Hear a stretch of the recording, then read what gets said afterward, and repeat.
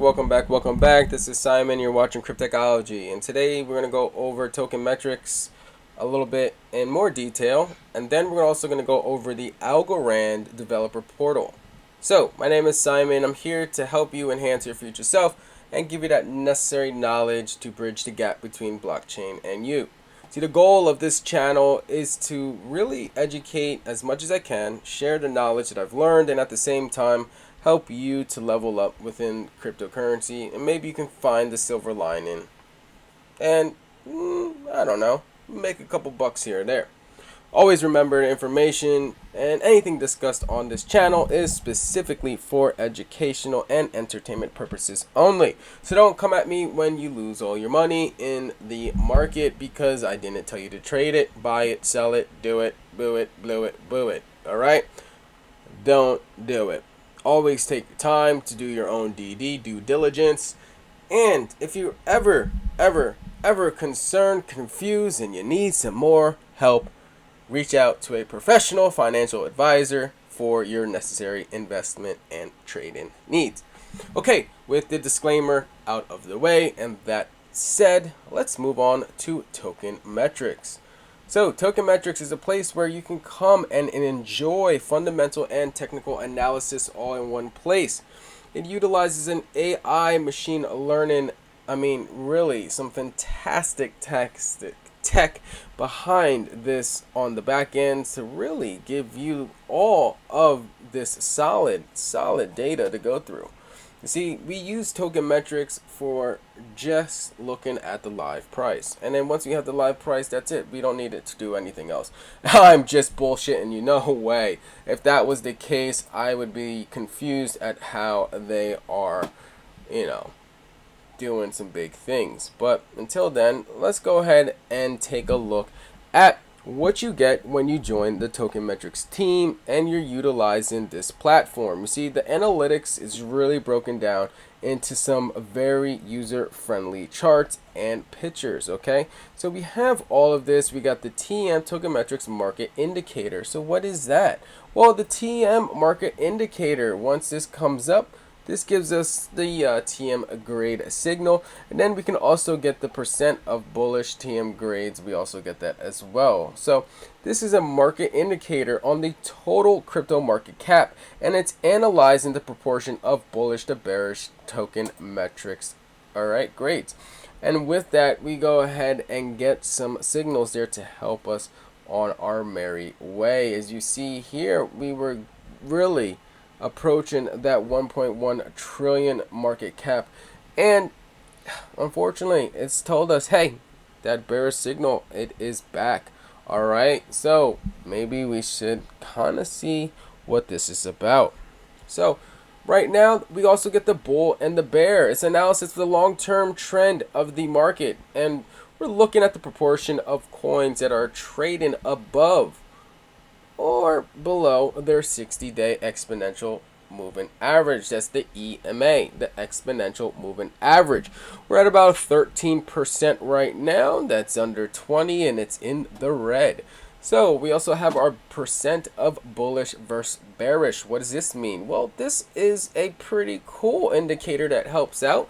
It gives us the proportion of coins in the top 300. All right, all organized by market cap, and that's going to give us the bullish bearish breakout and low frequency trend signals. You see, the breakout strategies analyzes how many coins are trading above or below their monthly highs and lows. The low frequency trend analyzes how many tokens have a bullish bearish signal from the low frequency visuals. As you can see right now, the breakout strategy percentages, we are sitting at a lovely 87% to the bearish side and a 12.7% bullish. What does this say? This is telling me that we have let's go to our Bitcoin chart. Let's see what Bitcoin is right now. So as we wait for the chart to load, let's go ahead and get a quick message from our sponsor, dogelord.com. Head to dogelord.com for your cryptocurrency apparel today. So what are we looking at here? The chart, there's so many lines, there's so many things. I don't want to confuse all of you guys, but this is the EMA. We also have the volume profile here on the right hand side and the Nitro Lotus, but we're going to go ahead and close that out because this is not necessary for the current video. And our volume profile, let's not confuse you with that. So what do we have left? We are left with our EMA, right? Our EMA, exponential moving average. Right now, Bitcoin is not looking too good. We just dropped under the what is this? I forgot I had this at the oh my goodness. Let me we have the 90. Are they both 90 days? I believe this is a 90-day EMA.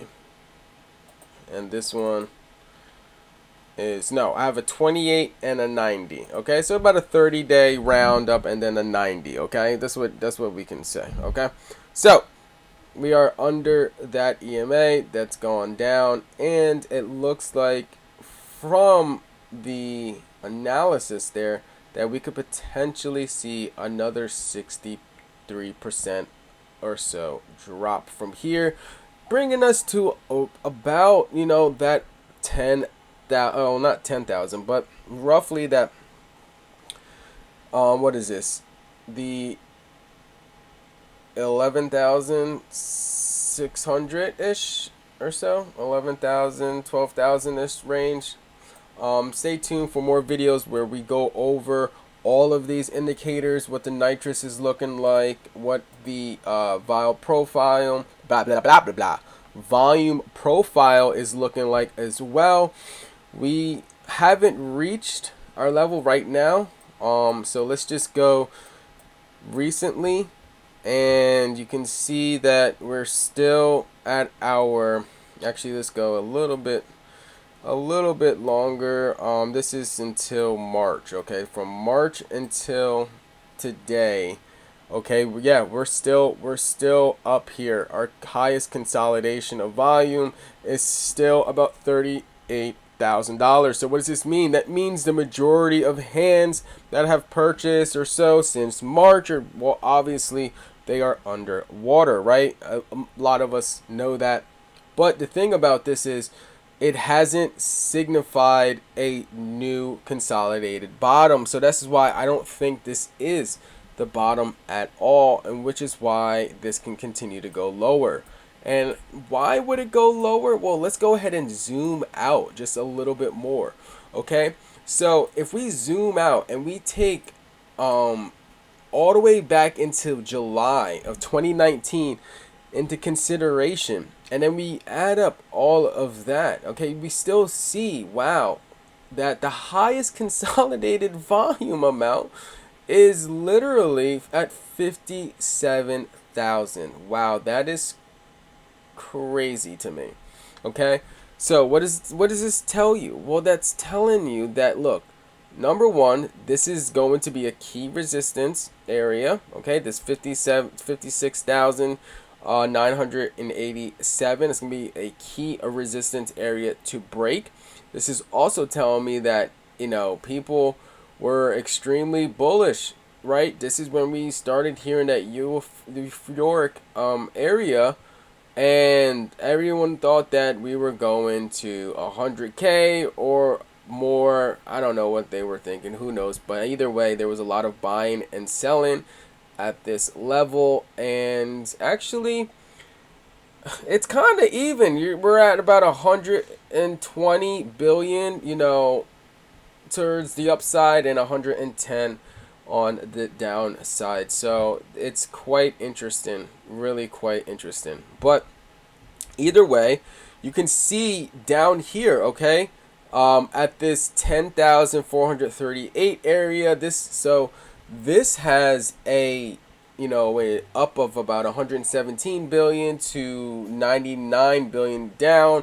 All right, there's a lot of volume, total of about 217 billion of volume consolidated at this, within this area and within this price range. Okay, so if I actually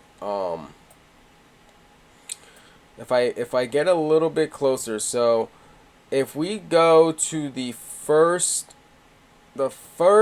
run up to 42,000, okay, you'll see that the volume really was at, so the the volume was at 8,795, okay, with a total of 142 billion, all right, that's been collected here, okay.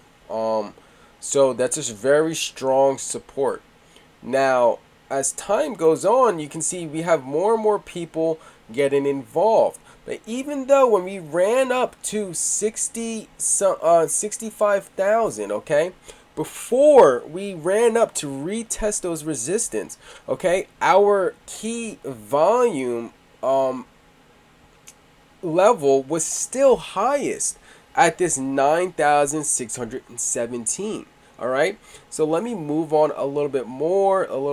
Let's see when that shift changes over. You can start to see some more volume collect more here at the top. Okay, this is really battling. Okay, now you can see that average has gone up a little bit. Okay, and now let's go ahead. So now we broke out. You can see the change. You can see the shift. We're getting close. Okay, we're getting really close. And then let me do a little bit more. So we went up and broke out a more. You can see this volume profile. You can see gaining some momentum up here. You can see the volume increasing. All right, we're still quite high over here. However, our average has gone up to now 10,027. And then let's boom. All right, so let me go back. Let me see if I can get the exact time frame of, all right, so it looks like it was right about, no, we can just, all right, so it's about December, okay, of 2021. Isn't that some shit? December of 2021, when the peak of the market was in November of 2021, okay? December 2021. Let me see. Actually, can we go? Yeah, wait. Let me see if we can actually. Oh, no. All right, so this is November 27th. All right, so it's not there yet. But it's definitely there on, what is that? December 1st. Okay, so at the beginning of December, all right, it switched over. And then what did we get? Boom. The majority of volume has now taken over towards the top of the channel. What happens after that? We all know. Boom, boom, boom, boom, bear market, okay? And right now you can still see why these current levels are shit, okay? This channel, people thought, oh, we're gonna go. No, we're not. Look at this, okay? Look at this volume. This volume here at 140 billion. That's nothing, all right? Here at this level, 76 billion, all right? Whether long, short, up, down, doesn't matter. 76 billion of volume is not enough of support to sustain a bottom, all right? To bounce off of. And as you can see, when that happened, all right, actually, you know what? I can even zoom in for you and show you some things right now. So, look. When we got into 2022, okay? This is January 2022 right here. So, this is December 27th, 2021. All right. So, when we got into 2022, the volume consolidated the most around 38,641. All right. The next highest level, all right, was higher at the 42,000 mark, okay? And then after that, it was still above the average at 41. It's not until we get to the third consolidated volume we get 30,000, and then the fourth, all right, here at 21, okay? And then, so as you see, no volume, it's not increasing. So as time goes on, all right, we're not seeing an increase in volume. See, now look at this above the zone, all right? Obviously, this is decreasing because people can't buy above the zone that much. And even if they were to, at this false breakout, okay, look, that false breakout was nothing. That false breakout was definitely probably due to leverage or some sort, because you're talking about 8 billion in volume, 8 billion, 6 billion. You're literally talking about like less than 25 billion in volume, all right, with these three here. And this is on the daily, all right? So this is actually quite accurate. It's not even weekly, okay? So let's move on a little bit. Let's go to May. All right, so now we are in April, all right, May, and the highest consolidation is at 21,117. So you can see that at this level right now, okay, you may think, oh, well, this is looking good, but it's only 21 billion of volume, okay? 10-10, it's showing 10-10 is damn near even. Nobody knows what's going on. And when no one knows what's going on and a decision hasn't been made, usually the bears take over. Because look, if the longs and the bulls aren't ready to execute and they don't think that this is the bottom, well, the bears are like, whoa, this is our moment, this is our chance. And at 10-20 billion of volume right now, this is going to go down, okay? The next level is 19 billion, and the reason is because we just don't have enough support volume here, okay? We just don't have enough support. If the majority of all it takes is just these people up here that were like, hey, you know what, we were going short up here, and for, you know, well, let's just go short over here. Those three rows around like 24 billion of volume. What happens if they all just like, oh, you know what, let's go ahead and reshort the market right now, okay? We're going to reshort the market. Unless we have some type of high volume coming in Bitcoin and more people coming into the space, using and interacting and trading, look, it's just going to go to the next highest support level. And as you can see, it ain't going up right here because those people are still holding and they're underwater. So that is still another 100, 200 billion worth of selling pressure if people still wanted to get out of their position, okay? So we would need this to have a strong, like a strong 300 billion of volume or so.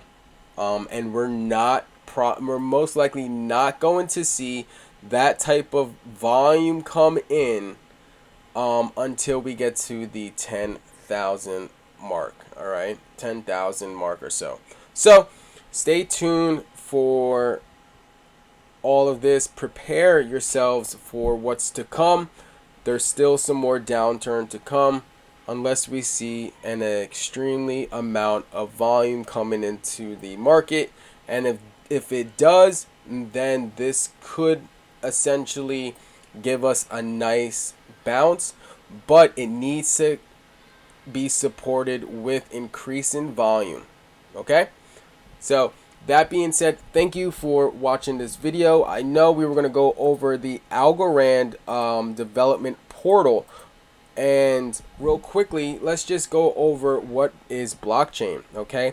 So what is blockchain? All right, blockchain is a public ledger, all right, a file or transactional data across multiple computers. Those multiple computers that connect to the network, they're all known as nodes, okay? They're nodes. all of these nodes work together. You see, they all are connected. They all work together using the same set of software and rules, and it's there to verify the transactions to add to the finalized ledger. And that's why I was talking about, Ethereum and proof of work and how they did them dirty, because they needed all of those nodes to work together and use their computational power to verify those transactions, to mine some blocks, and they just literally just did them dirty. So compared to the traditional ledger, it's a little bit different in the process, but this is just enhancing our ledger into the digital realm. See, the block, also part of the blockchain, refers to a set of transactions that are proposed and verified by other nodes, eventually added to the ledger. So each block has multiple transactions within it. Okay, so every block has transactions in it. So if you send a token, you receive a token, you do some yield farming, or you send a token, you receive a token, you send a token, receive a token, you did that 20 times or something like that, or whatever. All of those transactions are going to be encompassed within a block, okay, within a block. And that block needs to get verified by the nodes, okay? All of the computers connected to the network. So it goes to the node and it says, hey, did you know that these transactions happened in this block? Yes or no? Oh, did you know that these transactions happened in this block? Yes or no? Oh, did you know that and it asks all the different nodes that same question. Hey, who knows that these transactions happened within this block? Yes, yes, yes, yes, yes, yes, yes, no, yes, no, yes, yes, yes, yes, yes, no, yes, yes, yes, no, no, no, yes, yes, yes, yes. All right, and it tallies up all of those votes, okay, and it comes to a conclusion. And if we have more, 60-70% approval, all right, we have reached consensus. We have reached consensus, and then that block is added to the chain. All right, it's added to the chain after it received consensus from all of the nodes. Hey, all of the information, those transactions, I have that information on my node. Oh, you have it on your node. You have it on your node. Awesome. All right, all of this information is up to date. Everybody that's connected to the network is up to date, up to block such and such and such. All right, that's what the block number is. So when you're looking at Bitcoin and you're looking at the different blocks, so we can go ahead and look that up right now. So we can say the block number of Bitcoin, okay, and we can find out what block that we're currently on right now. Okay, we can actually I can do this on my, so there's a couple ways you can do this. So when you set up a node, let me see, can I go to my node online?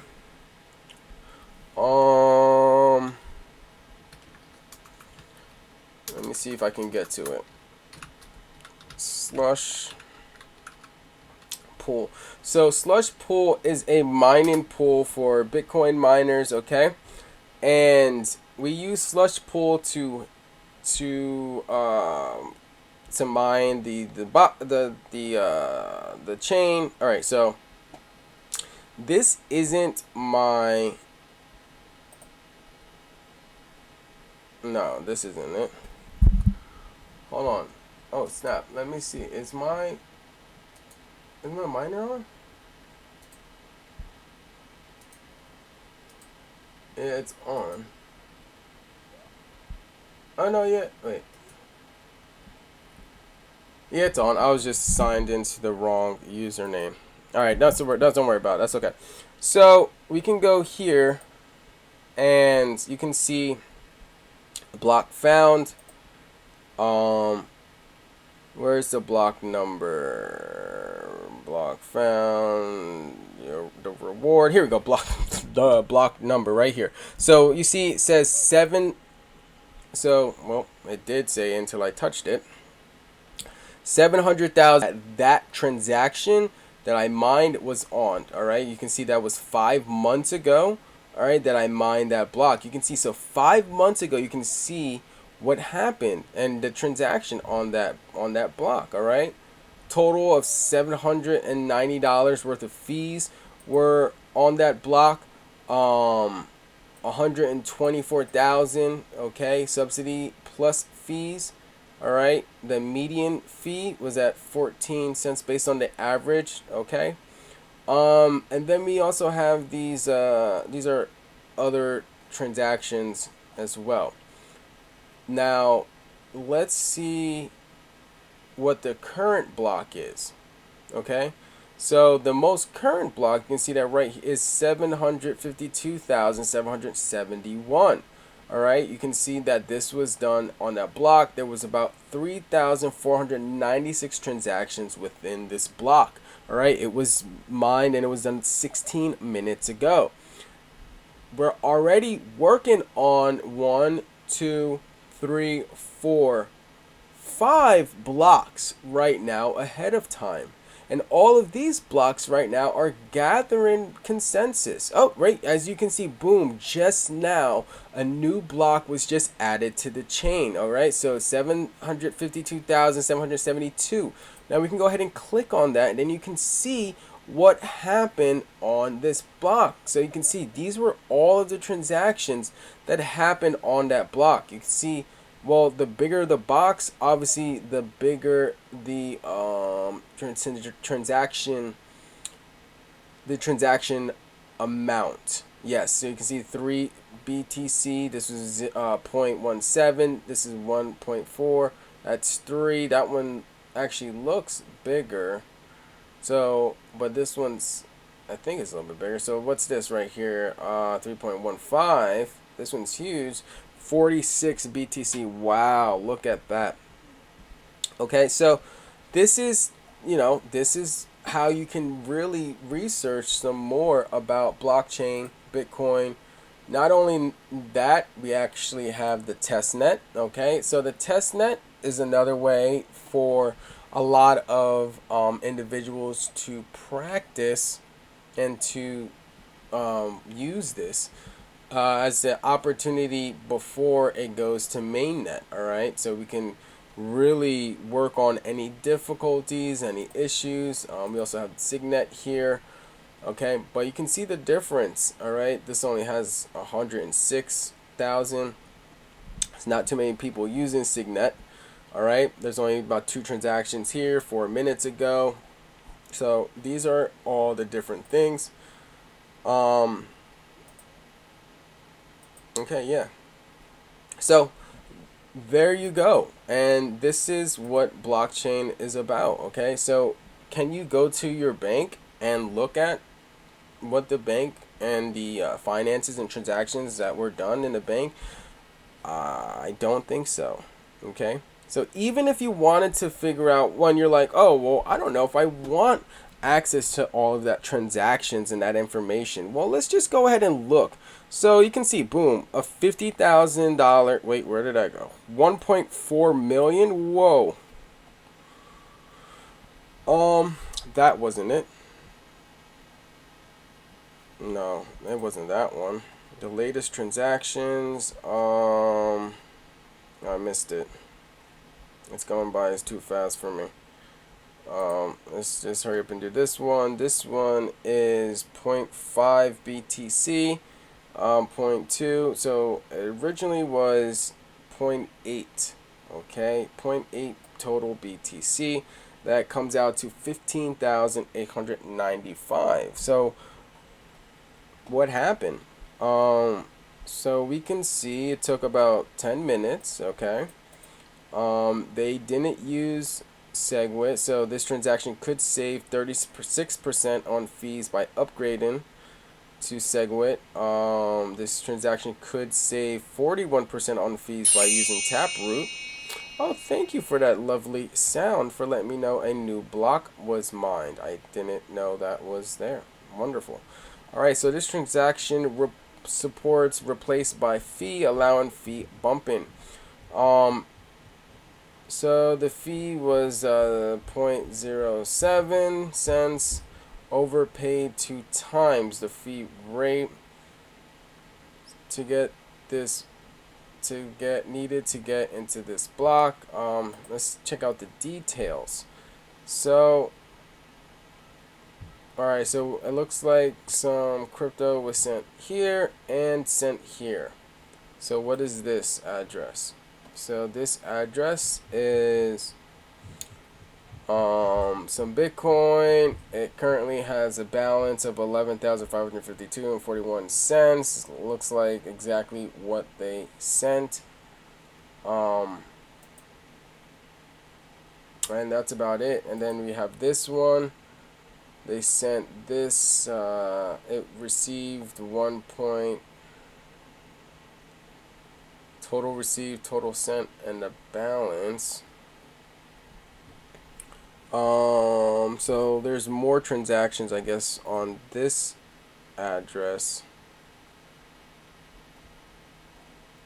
All right, but the cool thing about this, you don't know who, all right, is doing this, but you just know that this address is doing it and interacting on the blockchain. Okay, and that's all that really matters, because the people that need to know that information will know the information and can go and look up those transactions.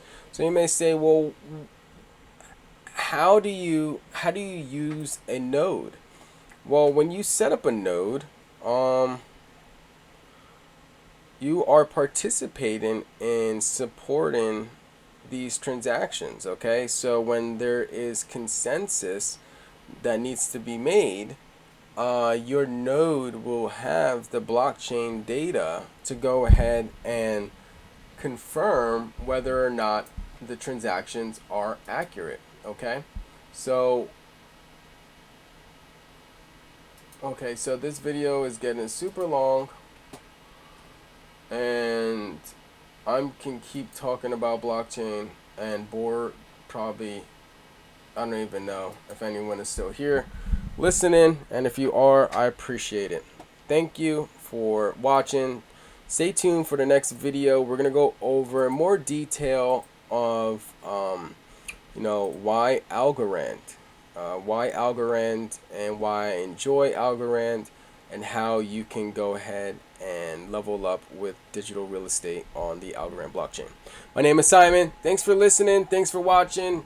If you can, I'd really appreciate if you subscribe. I really appreciate if you can, hit that like, share this with other people. I have some amazing news. You're looking at the new vice president of EYL University Crypto Club. So come join me at EYL Crypto Club, and let's learn some ways to enhance your future self. All right, my name is Simon. I'll catch you on the next one. Peace.